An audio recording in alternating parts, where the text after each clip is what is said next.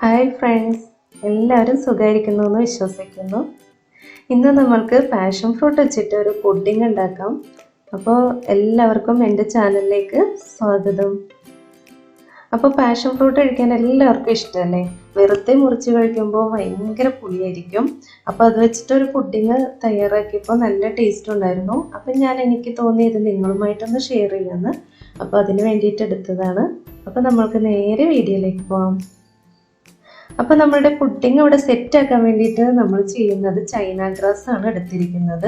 അപ്പോൾ ഈ China grass ഒന്ന് മെൽറ്റ് ചെയ്തെടുക്കണം. അപ്പോൾ അതിന് വേണ്ടിയിട്ട് ഞാൻ ഇതിൽ നിന്നൊരു 8 ഗ്രാം എടുക്കുന്നുള്ളൂ.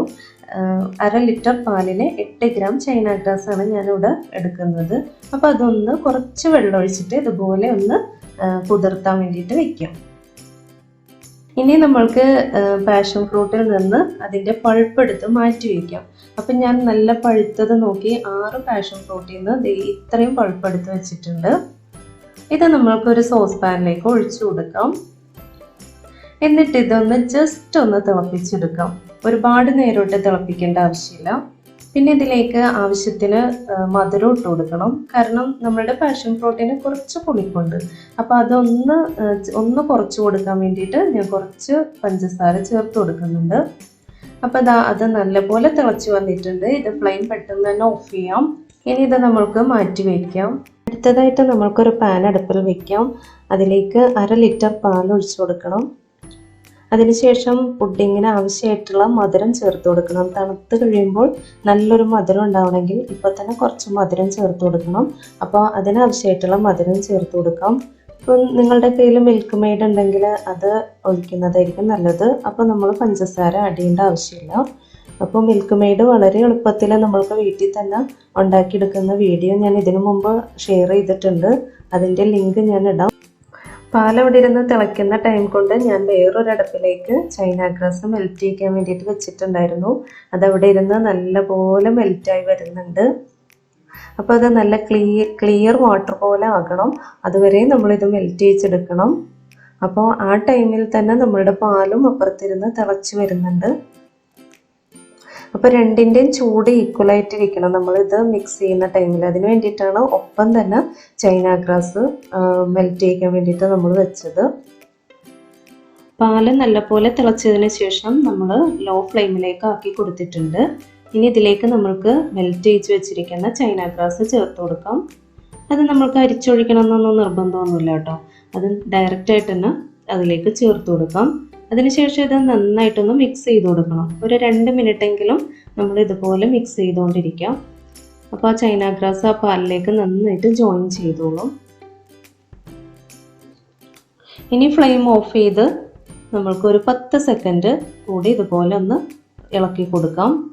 അതിനുശേഷം നമ്മൾ നേരത്തെ തന്നെ തയ്യാറാക്കി വെച്ചിട്ടുള്ള പാഷൻ ഫ്രൂട്ടിൻ്റെ സിറപ്പ് ഇതിലേക്ക് ഒഴിച്ചു കൊടുക്കണം.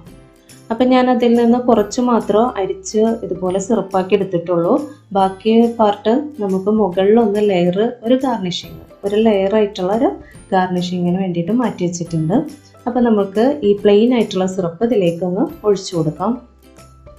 അപ്പോൾ പാഷൻ ഫ്രൂട്ട് പുഡിങ്ങിൻ്റെ യഥാർത്ഥ ഫീൽ കിട്ടുന്നത് ഈ സിറപ്പ് ഒഴിച്ചു കഴിയുമ്പോഴാണ്. അപ്പോൾ അതങ്ങ് ഒഴിച്ചു കഴിഞ്ഞപ്പോൾ ആ പാലിൻ്റെ കളറൊന്ന് ചേഞ്ച് ആയിട്ടുണ്ട്. ഒരു ലൈറ്റ് യെല്ലോയിഷ് കളറായിട്ടുണ്ട്. ഇനി നമ്മൾക്ക് ഇത് ചൂടാറുന്നതിന് മുമ്പായിട്ട് തന്നെ പുഡിംഗ് ട്രേയിലേക്ക് മാറ്റി കൊടുക്കാം. ഇനി ഇതിൻ്റെ മുകളിലുള്ള ബബിൾസും കൂടെ വേഗം തന്നെ അങ്ങ് ഒരു സ്പൂൺ ഉപയോഗിച്ചിട്ട് മാറ്റി കൊടുക്കാം. അതിനുശേഷം ഇതൊരു 10 മിനിറ്റ് റൂം ടെമ്പറേച്ചറിൽ നമുക്ക് ഇതൊന്ന് സെറ്റ് ആവാൻ വേണ്ടിയിട്ട് വെയിറ്റ് ചെയ്യാം. എന്നിട്ട് മുകളിൽ ആ ലെയർ ഇട്ട് കൊടുക്കാം. അപ്പോൾ 10 മിനിറ്റ് കഴിഞ്ഞപ്പോൾ ഇതൊന്ന് ചെറുതായിട്ടൊന്ന് സെറ്റായി വന്നിട്ടുണ്ട്. ഈ ടൈമിൽ നമ്മൾക്ക് നേരത്തെ നമ്മൾ തയ്യാറാക്കി മാറ്റി വെച്ചിരിക്കുന്ന ആ സീഡ് ഇതിൻ്റെ മുകളിലേക്ക് ഇട്ട് കൊടുക്കാം.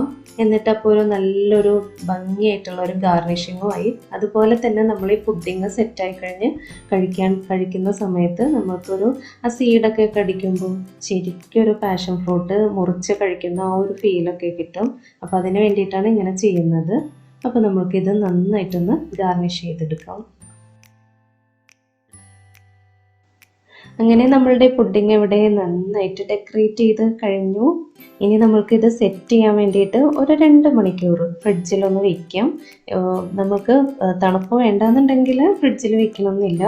നല്ല തണുത്ത് കഴിയുമ്പോൾ കഴിക്കാൻ നല്ല ടേസ്റ്റ് ആയിരിക്കും. അപ്പോൾ അതിന് വേണ്ടിയിട്ട് നമ്മൾക്കിത് ഫ്രിഡ്ജിലേക്ക് മാറ്റാം.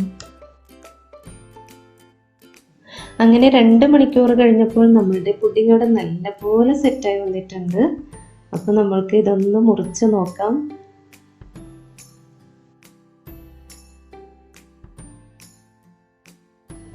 പാഷൻ ഫ്രൂട്ടൊക്കെ കിട്ടുവാണെങ്കിൽ തീർച്ചയായിട്ടും നിങ്ങൾ ഇതൊന്ന് ട്രൈ ചെയ്ത് നോക്കണം.